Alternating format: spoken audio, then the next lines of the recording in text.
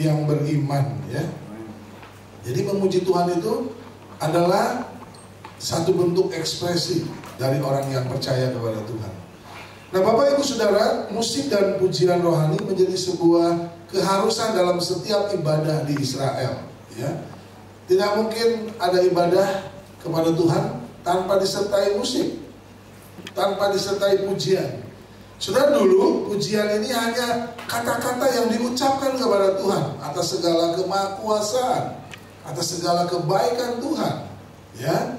Tetapi Tuhan memberikan talenta-talenta kepada orang-orang yang membuat sajak-sajak puisi-puisi, pujian-pujian kepada Allah yang dituliskan dengan nada-nada, sehingga pujian kepada Allah itu disampaikannya bukan saja dengan dipuji, dikata-katakan atau berkata-kata, tetapi diungkapkan melalui nyanyian, dilakukan, ya. Bahkan diiringi oleh musik-musik. Saudara, Mazmur itu ditulis adalah sajak-sajak atau puisi-puisi untuk memuji Tuhan, ya. Jadi pujian kepada Tuhan itu dituliskan oleh Daud, oleh Musa, oleh Korah, oleh Etam, ya. Lalu saudara, sebagian daripada puji-pujian itu kepada Allah dibubuhkan tanda-tanda tangga-tangga nada, sehingga menjadi sebuah nyanyian yang dilakukan, yang dilantunkan dengan indah dan diiringi oleh musik. Maka itu Mazmur di dalam bahasa Ibrani disebut Tehillim, di dalam bahasa Yunani disebut Psalmoi, ya. Artinya pujian yang diiringi oleh musik gesek dan musik petik, gitu, ya. Jadi mungkin seperti apa, ya, kalau sekarang grup band gitu loh, ya. Kalau dulu sangat sederhana, ya. Nah, saudara yang dikasih dalam nama Tuhan, para pemazmur menuliskan puji-pujian menjadi syair-syair yang indah, ya, menjadi kidung-kidung pujian, menjadi pujian rohani. Mengapa disebut kidung pujian atau kidung rohani? Karena lagu-lagu yang dilantunkan ini mengandung kata-kata yang memuliakan Tuhan, ya. Jadi bukan sekedar nyanyian secara umum, ya. Karena di Israel juga ada nyanyian secara umum, tetapi ini khususkan nyanyian rohani, pujian kepada Allah, memuji-muji Allah, ya, meninggikan Tuhan, memuliakan Tuhan, mengagung-agungkan Tuhan. Demikian juga saudara yang dikasih dalam nama Tuhan, musik pujian menjadi sebuah keharusan di dalam ibadah orang Kristen, ya. Jadi hampir nggak ada tanpa musik. Gereja saya dulu, saudara, di Sukabumi anti musik, nggak boleh pakai musik. Tapi anehnya ada organ juga musik, kan? Aneh ini, main gitar nggak boleh, saudara, ya. Jadi bolehnya pakai organ, gitu loh, saudara, ya. Ya nggak apa-apa, akhirnya nyanyi. Saya datang ke gereja itu, saudara, nggak ada tepuk tangan di gereja saat itu. Ya, gerejanya gereja kolot tua, ya. Nyanyinya pakai buku merah. Saya nggak menjelekan buku merah, saudara. Kata-kata di buku merah itu luar biasa, yang abadi sampai hari ini, ya. Ujian buku merah sekarang diganti menjadi, kenapa disebut buku merah? Karena sampulnya merah. Sekarang sampulnya udah biru, tetap aja disebutnya buku merah, saudara. Buta warna nih orang Kristen. Nah, saya ketika datang situ sudah nyanyinya yang mendayu-dayu, gitu. Oh, Yerusalem, kota mulia. Saya anak muda sudah masuk ke situ dengan lagu itu, saya udah kurang serak, saudara, ya. Ya, tapi nggak apa-apa lah, pakai organ gitu, saudara, ya. Wah, saudara, saya bergaul di kaum muda dan akhirnya saya beli itu, sudah tamborin. Wah, ini sudah, anak ini preman nih, saya ini anak bandel, saudara. Masuk ke gereja itu nggak ada yang berani tepuk tangan. Saya yang tepuk tangan sendiri, dilihatin sama segereja, saudara. Karena hati saya ingin memuji Tuhan. Hati saya bergolak begitu memuji Tuhan, mendengar firman Tuhan, mendengar pujian Tuhan. Saya ada lagu-lagu yang apa? Yang semangat juga, saudara. Dalam Yesus kita bersaudara. Coba lagu itu nggak semangat, sudah gimana? ya kan? Sementara saya anak muda, saudara. Jadi saya ketika di ibadah kaum muda, saya ajak kaum muda pakai gitar. Dan gembalanya juga mendukung saya, saudara. Ternyata gembalanya juga udah tertekan, saudara. Masuk ke situ, dia ingin memuji Tuhan, tapi ya karena gerejanya udah gitu, sudah nggak berani. Saya sendiri tepuk tangan, sudah. Semua pada melihat aja gitu, saudara. Ya. Lalu saya besoknya saya beli itu tamborin, saudara. Saya pakai tamborin, cek. Oh, makin melotot-melotot, saudara, tua-tua gereja itu. Tapi saya acuh aja gitu loh, saudara. Nah, saya pengen kencing, saudara. Jadi ketika lagi puji-pujian, udah beres, saya taruh tamborin saya kencing. Begitu datang lagi udah nggak ada tamborinnya.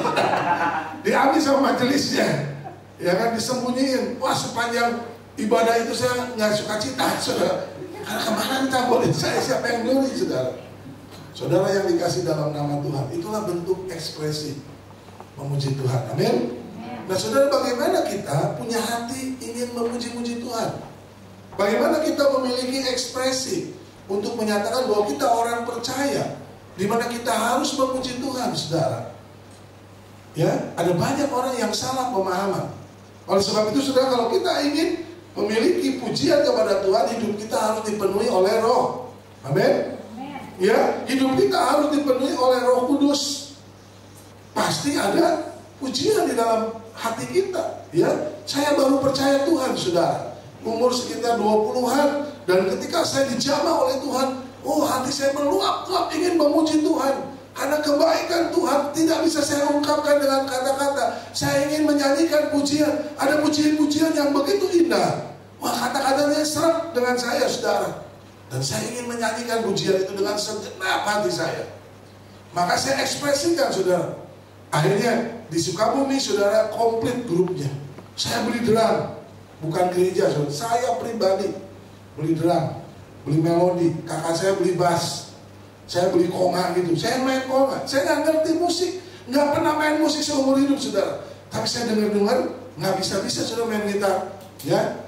Latihan sampai jempol pada gede, saudara ya. Waduh, nggak jempol. Ini apa, jari-jari ini loh, apa? Yang ini nih, dari telunjuk sampai apa? Jari manis ini semua, aduh, sampai pada sakit, saudara, sampai kapalan.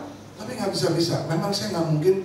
Saya penikmat musik, saya ngerti musik, saya bisa nyiptain lagu, tapi saya nggak bisa main musik. Jadi saya main perkusi itu, saudara.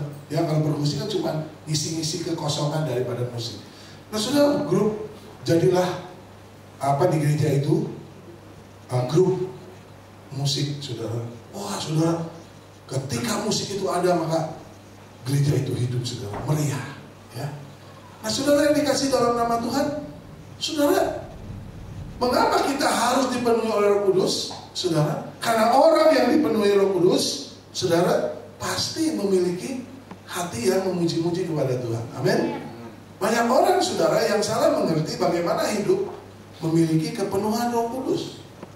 Ada orang berpikir, oh, kalau mau dipenuhi Roh Kudus, kita harus berkegiatan di gereja, melayani Tuhan, jadi pemimpin pujian, mainkan musik dan lain-lain, ya, mungkin jadi majelis, supaya kita dipenuhi Roh, diam di gereja terus-terusan, melayani di gereja terus-terusan. Saudara, ini pemahaman yang salah. Karena, saudara, kepenuhan Roh Kudus itu bukan hasil perbuatan kita, amin, tetapi hasil perbuatan Tuhan. Kepenuhan Roh Kudus, saudara, adalah respon kita terhadap Tuhan. Bagaimana Tuhan mengasihi kita, menjangkau hati kita, memenangkan jiwa kita, sehingga kita menjadi orang yang percaya kepada Dia, dan kita meresponnya dengan apa? Hidup di dalam kekudusan dan kesucian.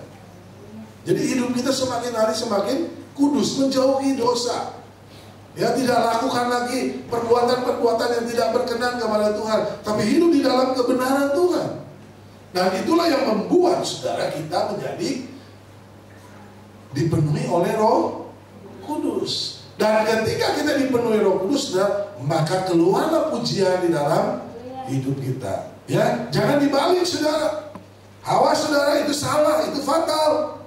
Karena apa, saudara? Rasul Paulus menasihatkan kita di dalam ayat yang ke-18, kita baca sama-sama, 2-3. Dan janganlah kamu mabuk oleh anggur, karena anggur menimbulkan hawa nafsu, tetapi hendaklah kamu penuh dengan Roh. hendaklah kamu penuh dengan roh, saudara. Rasul Paulus nggak bilang kamu harus berkegiatan agama, nyanyi-nyanyi, pujian, melayani dan tidak. Tapi hendaklah kamu penuh dengan roh. Supaya apa, saudara? Nanti kita lihat kelanjutan daripada ayat-ayat ini. Tapi saya mau berbicara ini dulu supaya saudara mengerti. Jangan dibalik-balik, saudara. Kita harus penuh dengan roh. Artinya apa, saudara? Hidup kita dipenuhi oleh roh, ya. Bukan tergantung dari suasana. Tapi benar-benar dari dalam kita sudah dipenuhi oleh Roh Kudus, ya. Dan orang yang dipenuhi oleh Roh Kudus, saudara, pasti memiliki buah-buah roh, ya. Saudara, Roh Kudus, Rasul Paulus katakan kenapa? Janganlah kamu mabuk oleh anggur, karena anggur menimbulkan hawa nafsu. Tetapi hendaklah kamu penuh dengan roh. Sudah terjadi masalah di Korintus, di Efesus. Ada orang yang hebat menyanyikan pujian, melayani Tuhan, tetapi sementara hidupnya tidak berkenan kepada Tuhan. Maka itu keluarlah ayat ini. Ayat ini menjelaskan kepada orang-orang Efesus, tidak mungkin kita yang hawa nafsu dengan kemabukan anggur, hidup dalam keinginan daging, sekaligus dipenuhi oleh roh. Orang yang hidupnya masih dalam hawa nafsu, mabuk-mabuk anggur, itu nggak mungkin dipenuhi oleh Roh Kudus. Mengerti? Jadi saudara, kita harus dipenuhi oleh Roh Kudus. Artinya apa? Menjauhi dosa. Tadi saya sudah katakan bahwa dipenuhi. Saudara, ketika kita percaya kepada Yesus, Roh Kudus sudah diam di dalam hati kita, tinggal di dalam hati kita. Zaman dulu, zaman perjanjian lama, Tuhan hanya memakai sewaktu-waktu. Ketika dia membutuhkan saya, Tuhan memberi Roh Kudusnya tinggal di dalam saya. Tetapi ketika saya sudah tidak lagi dibutuhkan oleh Tuhan, maka Roh Kudus Tuhan itu kembali kepada Tuhan. Itu perjanjian lama. Ketika Tuhan mau pakai Saul, Daud, maka itu ada kata gini, Roh Tuhan meninggalkan Saul. Ya, artinya apa, saudara?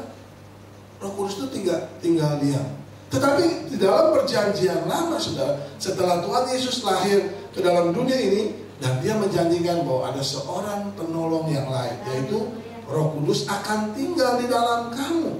Aku tidak akan meninggalkan kamu sebagai yatim piatu, kata Tuhan. Ya, aku akan memberikan seorang penolong yang lain, dan dia akan tinggal di dalam kamu dan akan mengingatkan apa-apa yang aku ajarkan kepadamu.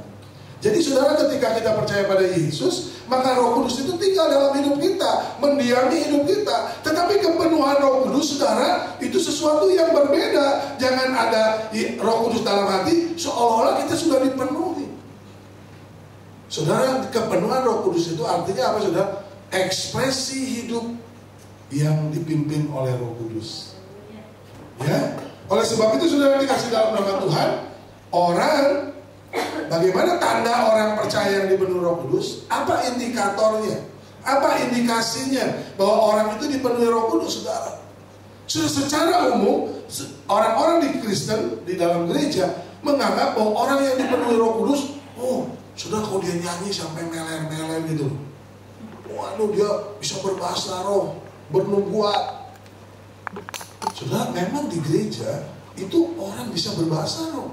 Memang bahasa roh itu dikaruniakan oleh Tuhan kepada seseorang di mana Tuhan mau berkarya buat dia. Iya kan? Tapi ingat, saudara, ya, harus kembali lagi kayak tadi. Nggak mungkin orang yang masih berhawa nafsu, yang tidak dipimpin dalam Roh Kudus, itu hidupnya memiliki talenta-talenta itu. Karena tidak mungkin di saat kita hidup di dalam dosa, keinginan daging masih kuat, di saat itu juga kita dipenuhi Roh Kudus. Itu nggak mungkin, saudara, ya. Itu firman Tuhan katakan. Oleh sebab itu, saudara yang dikasih dalam nama Tuhan, kita harus sadar ketika orang percaya dipenuhi Roh Kudus, pasti hidupnya dipimpin oleh Roh Kudus. Alkitab menjelaskan tanda-tanda seorang yang telah dipenuhi oleh Roh Kudus, yaitu, saudara, memiliki buah-buah roh. Bukan yang dipahami oleh orang-orang secara umum. Saudara, zaman tahun 90 di Jakarta, saudara, ada orang yang ibadah ketawa dari pertama masuk sampai pulang. Sering kayak gitu. Wah, terus ketawanya gitu. Nyanyi ketawa sampai kelojotan, saudara. Ya, wah, membuat heboh saudara Jakarta. Dan itu juga dibawa ke daerah-daerah supaya diajarkan, saudara. Karena apa katanya? Pakai ayat, saudara. Sarah ketawa ketika Tuhan bilang bahwa dia akan melahirkan keturunan. Sarah ketawa pakai ayat itu, saudara. Padahal Sarah ketawa mempertawakan Tuhan, dan Tuhan marah sama Sarah. Tapi dipakai oleh hamba Tuhan itu yang disebutnya Toronto Blessing, ya, dan dibawa dari Kanada, saudara. Jadi ada satu acara di Kanada, saudara, KKR. Nah, khotbah pendetanya ngajarin itu, saudara, yang disebut Holy Laughter. Jadi ketawa kudus, saudara. Jadi dalam ibadah sampai pulang ketawa-ketawa terus, saudara. Berhati-hati, saudara, ya. Karena gereja ini banyak, di zaman sekarang di gereja-gereja banyak penyesat-penyesat. Lalu apalagi, saudara, ada orang terkapar, saudara, trans, saudara, ya. Oh, ini kenapa? Saya ada dalam ibadah itu, saudara. Saya tanya kepada hamba Tuhan itu, yang menjadi mentor orang-orang yang membeletak itu. Oh, dia lagi dipenuhi Roh Kudus. Coba, saudara bayangin. Waktu itu saya masih bodoh. Oh, orang kayak gini yang dipenuhi Roh Kudus. Ya, saudara. Padahal tidak pernah ada orang yang terkapar itu, saudara, kelojotan itu di dalam Alkitab selalu ditunjuk sama Tuhan, hei iblis keluar. Ya, tapi orang yang tersungkur, saudara, kepada Tuhan itu merendahkan diri kepada Tuhan. Jadi lihat Alkitab, saudara. Kenapa saya ajarin jemaat ini suruh baca Alkitab tiap hari 2 pasal? Supaya saudara jangan ditipu, saudara. Karena ada banyak orang yang salah. Nah, saudara, yang digini di gereja diantepin, dibiarin, saudara. Mungkin pendetanya juga nggak ngerti, pendetanya juga nggak memahami firman Tuhan. Maka itu, saudara, ketika saya memutuskan jadi gembala di tempat ini, saya umur 40 lebih belum sekolah Alkitab. Saya cuma bertanya-tanya, saya dibimbing oleh gembala saya. Tapi luar biasa, gembala saya membimbing saya dengan Alkitabiah, saudara. Pengajarannya benar. Jadi ketika itu saya sekolah, saya mau menjadi gembala yang mengerti tentang kebenaran firman Tuhan dari berbagai sudut pandangan. Jadi kalau kuliah hati-hati, saudara. Kalau saudara nggak punya basic firman Tuhan, saudara bisa sesat. Karena di dalam kuliah itu disampaikan pandangan si ini, pandangan si ini, pandangan si ini, pandangan si ini. Saudara harus punya basic. Maka itu kenapa sekolah Alkitab selalu minta rekomendasi dari seorang gembala, menunjukkan bahwa gembala menyetujui dia untuk sekolah. Dinyatakan oleh gembala dia udah pantas menerima teologi. Kita harus bisa memilah, saudara, jangan ikut-ikutan. Maka itu kita harus punya basic firman Tuhan, dibimbing oleh seorang gembala, sehingga dididik. Saya luar biasa. Dari saya percaya Tuhan, saudara, saya nggak pernah pindah-pindah gereja, dan saya setia kepada gembala saya. Saya turutin apa yang gembala itu ajarin sama saya, dan saya selidiki lagi sesuai dengan Kisah Para Rasul 4 itu, di mana orang-orang belajar firman Tuhan dan menyelidiki kebenaran firman Tuhan. Saya ikutin itu, saudara. Kalau hamba Tuhan ngomong, pendeta itu cerita atau khotbah, saya lihat lagi ayatnya benar nggak, saya selidiki lagi. Wah, benar. Saya nggak gampang percaya, saudara, karena saya dididik seperti itu. Oleh sebab itu, saudara dikasih dalam nama Tuhan, ada banyak hamba-hamba Tuhan membiarkan terjadi di dalam gerejanya. Kalau di saya, kalau ada yang gitu-gitu, saya arahin. Saya tidak melarang. Kuasa Allah berkarya di dalam gereja ini. Amin. Jangan sekali-kali saudara menilai, oh itu bukan dari Tuhan. Dari mana saudara tahu? Nanti saudara salah. Ya, biarkan saudara berdoa kepada Tuhan. Tapi saya sebagai gembala, saya perlu mendidik orang itu kalau udah tidak sesuai dengan kebenaran firman Tuhan, supaya dia nanti menerima berkat dari Tuhan yang benar. Ya, karena iblis juga bisa melakukan situasi kayak gitu. Ya, saudara, di Sukabumi terjadi kegemparan besar dan 35 orang keluar dari gereja, saudara. Karena apa? Ya itu, saudara, melakukan ritual-ritual itu pengen dipenuhi Roh Kudus. Seolah melakukan doa-doa, saudara, nyanyi-nyanyi, menyembah-menyembah Tuhan supaya dipenuhi Roh Kudus, saudara. Terjadilah Roh Kudus yang terjadi. Iya. Cowok-cowok main tomplok aja ke cewek, saudara. megang pahanya, wah dipeluk dari belakang, wah ini kepenuhan Roh Kudus kan? Penuhan roh naon, main gabrok begitu ya. Ada yang tampar-tamparan saudara. Iya, saya melihat itu. Kaum muda sudah terjadi di Sukabumi. Ya, anehnya kalau saya ada nggak jadi saudara. Masa Roh Kudus kalah sama saya? Ayo coba. Setiap kali saya nggak mau istri saya ada di situ, nggak ada sudut saat itu. Ketika kita nggak datang, saya majelis saudara. Ya, saya pernah marah sama gembala saya. Kenapa saya Pak dibiarin itu? Jadi ada acara-acara Jumat sendiri sudah. Jadi tanpa acara gereja, bikin persekutuan sendiri dengan hamba-hamba Tuhan. Maka itu saya punya pengalaman itu, nggak pernah sudah ada hamba Tuhan boleh bikin acara sendiri tanpa saya tahu di gereja ini. Tidak bisa. Saya sebagai gembala harus tahu apa acaranya. Ya hati-hati saudara, karena apa? Nanti bisa terjadi situasi kayak gitu. Ya, wah nanti ada yang ngomong kayak Mandarin gitu loh, ngomong Cina satu gitu loh. Ditanya ini bahasa apa? Ini bahasa Cina kuno. Dari mana dia tahu Cina kuno? Dia juga belum lahir, ya kan? Nanti akhirnya ngomong buka Matius 29. Di mana ada Matius 29? Nah, sudah ketahuan tipunya, ya kan? Wah, saya kakeknya ini, neneknya ini kayak macan, saya jadi kayak macan. Wah, ini udah nggak beres. Iya kan? Oleh sebab itu saudara, ini dibiarkan di dalam gereja. Oh, saya tidak biarkan sudah dalam gereja itu. Ketika saya jadi majelis, saya panggil hamba-hamba Tuhannya dan saya tegur dan saya bikin surat teguran dan gembala saya juga mendukung.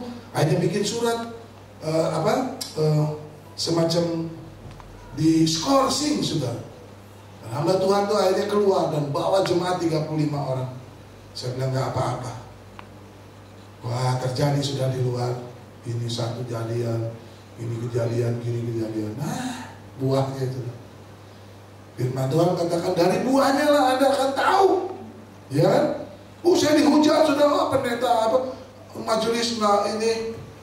Wah, majelis nggak benar. Wah, saya dihujat, saya biar. Saya diam saja. Saya tidak melawan. Ketika ibadah sudah mereka maju bacain surat saya. Kami gini. Saya diam saja. Orang-orang udah takut karena saya masih beragajulan saudara waktu itu. Walaupun saya udah majelis tapi masih kasar gitu loh saudara ya. Iya, orang-orang udah takut di gereja. Wah, terjadi ribut nih nanti. Enggak, luar biasa Roh Kudus mendinginkan saya diam saja saudara. Padahal dia ngomong saya diam saja. Akhirnya mereka keluar gereja. Saudara, ini udah terjadi di mana-mana gereja saudara. Saudara, tanda orang yang dipenuhi Roh Kudus pasti memiliki buah-buah roh. Karena hidupnya dipimpin oleh Roh Kudus, saudara. Ya, ini nggak terjadi cuma di gereja aja. Ada orang punya pemahaman, kau dipenuhi Roh Kudus harus di gereja dalam ibadah. Ya, orang dipenuhi Roh Kudus di mana-mana dia hidupnya dipenuhi oleh Roh Kudus. Ya, di dalam perkataannya ada pujian, bukan di mana-mana nyanyi, saudara. Ya, bukan. Pujian itu nggak selalu harus nyanyi. Di dalam hatinya ada ucapan syukur kepada Tuhan, nggak bukan dumelan. Ya, orang yang tidak dipenuhi Roh Kudus itu seperti orang Israel yang keluar dari Mesir. Sepanjang 40 tahun ngedumel terus sama Tuhan, saudara. Masuk nggak ke tanah perjanjian? Nggak nikmati kebaikan Tuhan, saudara. Karena ngedumel terus, nggak pernah mengucap syukur. Ya, nah itu saudara, orang harus dipenuhi oleh Roh Kudus, ya. Hati-hati kalau cuma di gereja aja dia hebat, dipenuhi Roh Kudus, keluar sumpah serapah, saudara, orang itu belum dipenuhi Roh Kudus. Itu tandanya, saudara. Orang yang dipenuhi Roh Kudus, hidupnya dipimpin oleh Roh Kudus, pasti menimbulkan buah-buah roh dalam hidupnya, ya. Nah, saudara yang dikasih dalam nama Tuhan, oleh sebab itu sudah hati-hati, ya.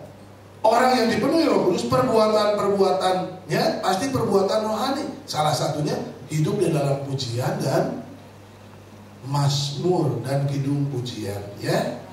Di segala waktu, segala kondisi. Enggak, dia gereja sudah dia muji Tuhan. Sekalipun dia lagi susah, dia tetap memuji Tuhan. Amin. Ketika dia menghadapi tantangan berat, nggak ada pekerjaan, di PHK, dia tetap memuji Tuhan. Haleluya, Tuhan baik. Ya, ada banyak orang di gereja hebat, Tuhan tuh baik Pak, kesaksian bla bla. Nggak lama di PHK, Tuhan kemana engkau? Baru ngomong tadi minggu gitu. Itu bukan orang yang dipimpin Roh Kudus gitu. Ya, nah saudara, pujian rohani itu berfungsi secara vertikal dan horizontal. Vertikal artinya ke atas kepada Allah. Ketika kita memuji Tuhan, memang Tuhan yang menjadi pujian kita, tujuan kita, yang kita utamakan. Jangan kita memuji untuk kita. Hati-hati saudara, orang yang dipenuhi Roh Kudus, yang hatinya ada buah-buah roh, yaitu sukacita, dia pasti memuji Tuhan, dia pasti mengarah pujian itu kepada Tuhan, bukan kepada dirinya. Pengen lihat nih gua hebat, gua enak loh suaranya, gua jagoan menguasai panggung dan lain-lain. Bukan seperti itu saudara. Tetapi dia membawa jemaat untuk memuji Tuhan. Kalau jadi jemaat, dia benar-benar memuji Tuhan dengan segenap hati dia, saudara. Ya, jadi pujian rohani itu berfungsi secara vertikal kepada Tuhan. Coba kita baca ayatnya 2-3. Bernyanyi dan bersoraklah bagi Tuhan dengan segenap hati. Bernyanyi dan bersoraklah bagi siapa? Tuhan. Bagi Tuhan, saudara. Efesus 5 ayat 19b itu. Ini perintah Rasul Paulus, supaya orang yang sudah dipenuhi Roh Kudus pasti memiliki hati yang memiliki puji-pujian. Dan orang yang memiliki pujian itu menyembah bagi Tuhan dengan segenap, bukan dengan segenap suara, saudara. Ya tentulah kalau dengan segenap hati suaranya dikeluarin yang baik, supaya Tuhan dipuji, ditinggikan, ya. Tetapi saudara, inilah bagaimana kita pujian rohani itu membawa visi kepada Tuhan untuk kita memuji Tuhan, karena memang yang dipuji itu kan Tuhan, bukan nyanyi, saudara. Walaupun diekspresikannya melalui lagu dan melalui nyanyian, tetapi inti daripada pujian itu kepada Tuhan secara vertikal. Kita memuji Tuhan atas kebaikan Tuhan. Apakah Tuhan butuh pujian? Tidak. Karena pujian bukan sekedar lagu, tetapi pujian kepada Tuhan sebagai ungkapan penghargaan kepada Tuhan, ungkapan kehormatan, kemuliaan, keagungan, kehebatan, kekaguman kita, ucapan syukur kita, terima kasih kita, kekuatan Tuhan, keadilan Tuhan, bahkan ketakutan yang kita alami. Ya, bahwa Engkaulah Tuhan yang memegang hidup dan mati, sepertinya gitu pujian kita, ya. Jadi kita yakin bahwa Dialah yang berdaulat atas hidup kita, saudara.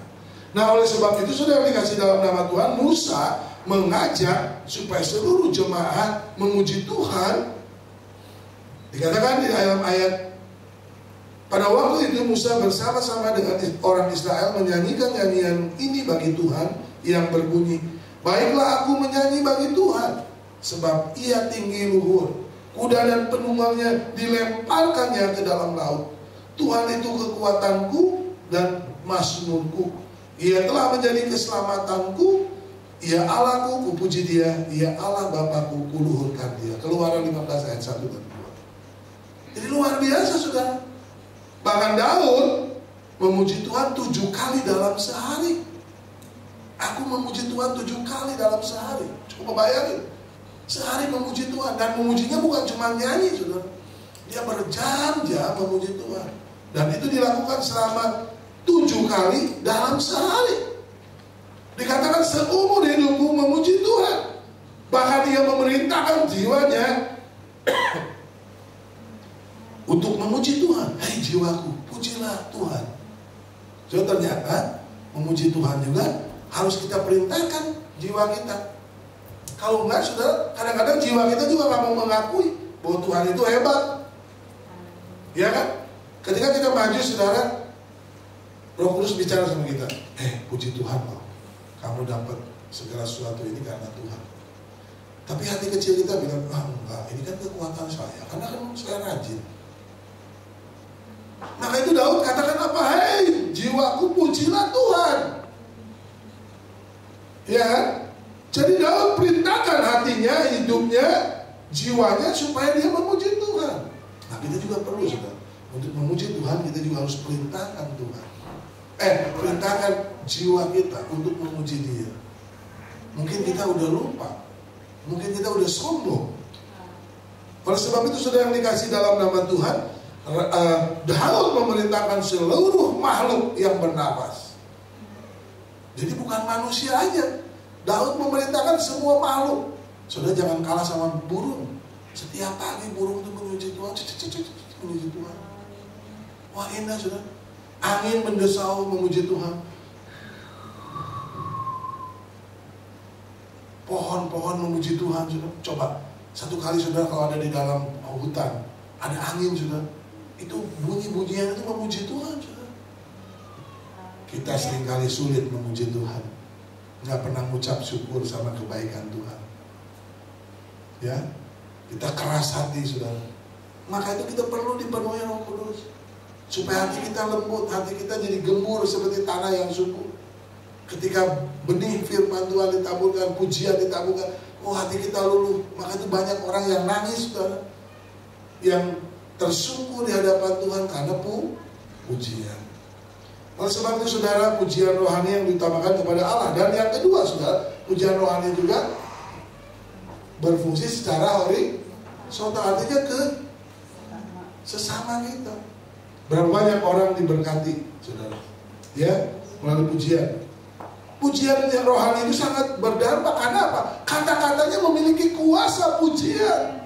Karena kata-katanya kata-kata yang bukan cuma sekedar kata-kata indah diucapkan, dinyanyikan, tetapi memiliki makna dan kuasa di dalamnya, saudara. Ya, ada kuasa dalam darahnya, darah domba Allah. Oh, saudara, penyakit kabur, iblis kabur, saudara. Iya. Gembala saya pernah menceritakan bagaimana dia mengusir setan. Sudah ada orang yang kerasukan setan, ibu-ibu sudah matanya beringat dan mau mencakar, sudah dia nyanyi darah Yesus, ada kuasa di dalam namanya. Iblisnya kabur, sudah nggak didoain, baru dinyanyiin. Kemarin kita di Sukabumi, waktu pertama gereja Elohim Ministry baru buka, saudara, ada satu rumah jemaat kita, bendahara kita diganggu, ya. Nanti ada panggilan gitu loh, nah, gitu. Namanya Nana juga. Datang sana, lu manggil gua ke istrinya, gua di dalam kamar tadi, lagi mandi. Gitu. Nanti suaminya lagi mandi, ada yang lewat, shoot, lu ngapain tadi ke dalam kamar mandi? Enggak, saudara. Terus pembantunya seringkali dipanggil. Nih kan dia nih, teman. Wah sudah, kalau nggak nanti turun naik ditangkap. Ada yang turun, ada yang naik. Gitu. Waduh sudah. Nah, kita bawa hamba Tuhan, kita nyanyi sudah. Semua keliling kita rumah. Ada kuasa dalam namanya. Darah domba Allah. Oh sudah nyanyi gitu, keliling. Terus kita doa biasa sudah.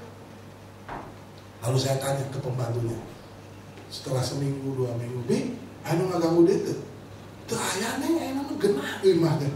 Wah biasanya nggak enak, resah, pengen cepet pulang. Wah di rumah juga nggak enak, anak-anaknya nggak suka di rumah, saudara." Setelah itu saudara, tidak ada lagi. Amin. Jadi pujian rohani itu luar biasa, saudara. Kalau kita mungkin takut di satu tempat, saudara, karena kita sendirian, wanita, saudara, kita nyanyi.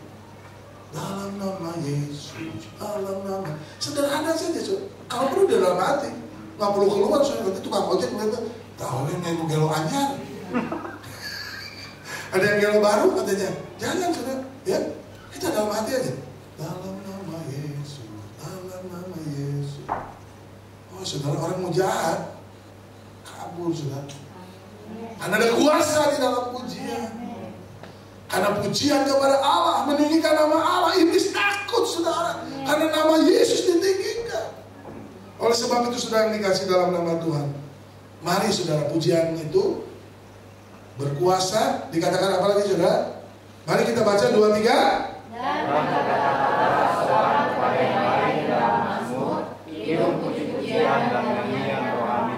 Saudara, kalau tadi pujian itu membawa dampak, tapi hidup kita juga sebagai orang Kristen yang sudah dipenuhi oleh Roh Kudus, perkataan kita juga harus menjadi puji-pujian, mazmur, ya. Artinya bukan kita ngomongnya sembari dinyanyiin, saudara, ya. Bukan, tapi ngomongnya dengan perkataan yang memuliakan Tuhan. Aduh, kamu cantik sekali, kamu baik, ya. Kamu, wah bagus loh pakai baju ini, ya. Oh, kamu makin muda, ya. Jangan, kenapa muka kamu banyak jerawatan kayak gitu, jelek? Aduh, saudara, udah tahu dia tersiksa dengan jerawatnya, saudara, ditambahin sama Anda, saudara. Waduh, ini teh udah 17 kali gua ke dokter nih, belum sembuh. Tambah lo lagi, gua makin gak sembuh, nih sakit. Kurang ajar, ya kan? Aduh, kamu indah sekali, biar hitam juga kamu manis. Loh, enak kan? Ya kan? Terus hidung teh hirup dia. Waduh, saudara, sakit hati saudara orangnya. Mari katakan dengan pujian, ya. Seringkali kita nyakitin orang loh, nggak sadar dengan perkataan-perkataan kita. Karena apa? Hati kita tidak dipimpin oleh Roh Kudus, tapi oleh nafsu kita. Ya, pengennya menyakiti saja. Jangan, saudara, ya. Mari kita belajar. Saya juga belum. Kadang-kadang perkataan saya juga pedas, saudara. Saya juga lagi belajar.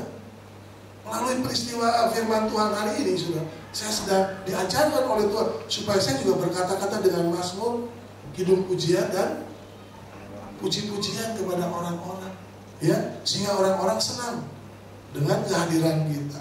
Pokoknya kalau nggak ada lu nggak rame. Jangan dibalik, saudara. Gara-gara ada lu jadi rame nih. Jadi kesel, ya. Udah jangan dekat-dekat sama dia. Oh, jangan dibalik. Wah, pokoknya kalau nggak ada dia nggak rame. Karena apa? Perkataannya, saudara, pujian itu, kata-kata itu membuat orang kuat, saudara. Ketika ada orang datang kepada kita tuh, Pak, baru saya putus asa, Pak. Wah, sudah dipegang punggungnya, Tuhan menolong kamu, jangan takut. Waduh, saudara. Kata-kata pujian itu, saudara, menenangkan. Orang kadang-kadang datang ke kita bukan minta uang, bukan minta dibantuin duit, saudara, tapi dengan kata-kata yang memberi kekuatan. Bilang firman Tuhan, jangan takut, aku menyertai kau. Amin. Bahwa Tuhan sangat mengasihi kamu, Tuhan sangat memperhatikan kamu. Berapa banyak orang yang menangis bukan karena khotbah, saudara, tapi karena kata-kata yang membangun iman. Nah, itulah saudara mazmur, itulah kidung puji-pujian dan nyanyian rohani, saudara. Karena apa? Kita sampaikan kemuliaan Tuhan dalam kehidupan orang itu, dan orang itu menikmati kebaikan-kebaikan kita. Haleluya.